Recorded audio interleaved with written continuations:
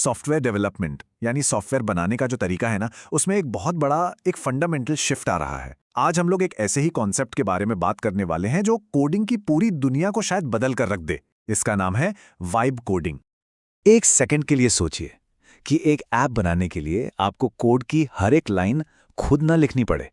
बस आप उसे बता दें कि ऐप को करना क्या है, उसका मकसद क्या है, और वो ऐप खुद ब खुद तैयार हो जाए। कैसा रहेगा? बस यही जो आइडिया है ना, इसके आगे पीछे पूरा कॉन्सेप्ट घूमता है जिसे हम वाइब कोडिंग कहते हैं। तो शुरू करते हैं पहले हिस्से से, निर्माण का एक नया तरीका।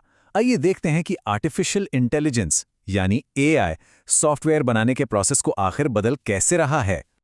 देखिए, वाइब कोडिंग कोई बहुत पुरानी चीज नहीं है। ये आप समझ लीजिए 2025 के आसपास पॉपुलर होना शुरू हुई। और ऐसा हुआ क्यों?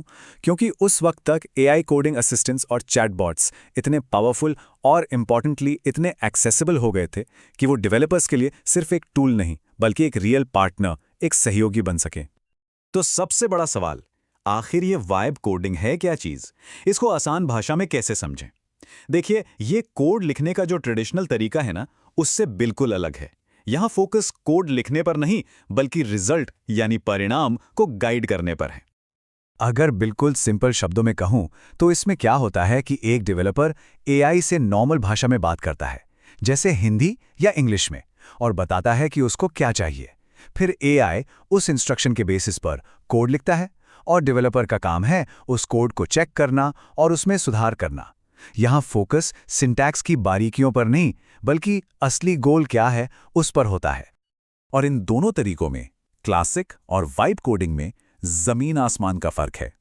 सोचिए, क्लासिक कोडिंग में डेवलपर ही राजा है। हर एक लाइन, हर एक कमांड उसके कंट्रोल में होती है। एक एक शब्द को वो खुद लिखता है, खुद जांचता है। लेकिन वाइब कोडिंग ये कॉन्वर्सेशन जैसी है, एक टीम वर्क जैसा है, जहां डेवलपर और एआई मिलकर एक चीज को बनाते हैं।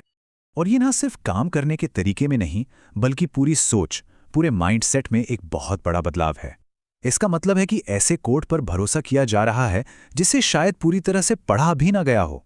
यहां फोकस हर लाइन को समझने के बजाय इस बात पर शिफ्ट हो जाता है कि क्या एंड रिजल्ट सही आ रहा है, क्या आउटपुट वही है जो हमें चाहिए। तो ये पूरा का पूरा सिस्टम ट्रस्ट और टेस्टिंग पर चलता है। अच्छा, तो अब अगला सवाल ये उठता है, स्पीड और एक्सपेरिमेंटेशन। मतलब इस नए अप्रोच का इस्तेमाल कब करना चाहिए और क्यों?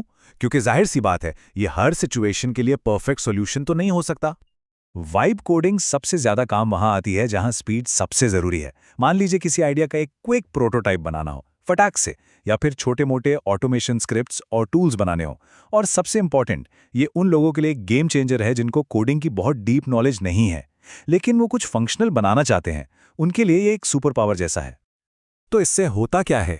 इससे क्रिएटर्स को इस बात की आज़ादी मिलती है कि वो प्रोग्रामिंग लैंग्वेज के सिंटैक्स यानी उसके रूल्स में उलझने के बजाय सीधे अपने विजन और अपने गोल पर फोकस कर पाएं।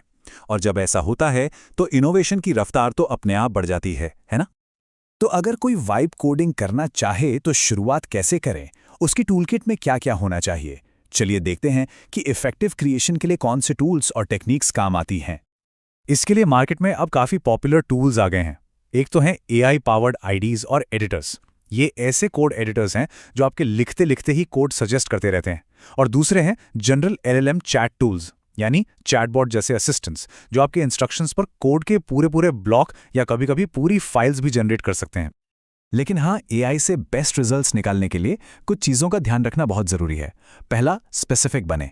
जब भी कोई प्रॉम्प्ट दें तो जितना हो सके डिटेल में बताएं कि क्या फीचर चाहिए, कौन सा टेक स्टैक यूज़ करना है। दूसरा, इटरेट करें। एक ही बार में पूरी ऐप बनवाने की कोशिश मत कीजिए।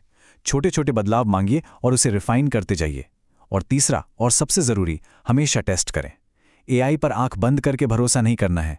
उसके दिए हुए कोड को हमेशा टेस्ट कीजिए, चेक कीजिए। तो इस सब से हम फ्यूचर के बारे में क्या समझ सकते हैं? देखिए, वाइब कोडिंग सिर्फ एक नया फैंसी टूल नहीं है। नहीं, ये काम करने के तरीके में, हमारे फोकस में एक फंडामेंटल, एक बुनियादी बदलाव का इशारा है। और यही इस पूरे बदलाव का सेंटर पॉइंट है। मेन शिफ्ट ये है, सिंटैक्स लिखने से हटकर आउटकम डिफाइन करने तक। हो सकता है आने वाले टाइम में एक डेवलपर का मेन काम कोड की हर लाइन लिखना ना हो बल्कि ये साफ साफ बताना हो कि सॉफ्टवेयर से रिजल्ट क्या चाहिए। Focus how to do it से शिफ्ट होकर व्हाट टू डू पर आ रहा है। और ये पूरी बात हमें एक बहुत ही इंटरेस्टिंग सवाल के सामने लाके खड़ा कर देती है। अगर फ्यूचर में सॉफ्टवेयर बनाना, एआई के साथ एक अच्छी कॉन्वर्सेशन करना है, तो क्या अगला बड़ा इनोवेटर, अगला स्टीव जॉब्स या बिल गेट्स एक बेहतरीन कॉन्वर्सेशनलिस्ट होगा? एक ऐसा इंसान जो अपनी बात को सबसे अच्छे से समझा सके? इस पे सोचना जरूरी है। खैर, आज के लिए इतना ही।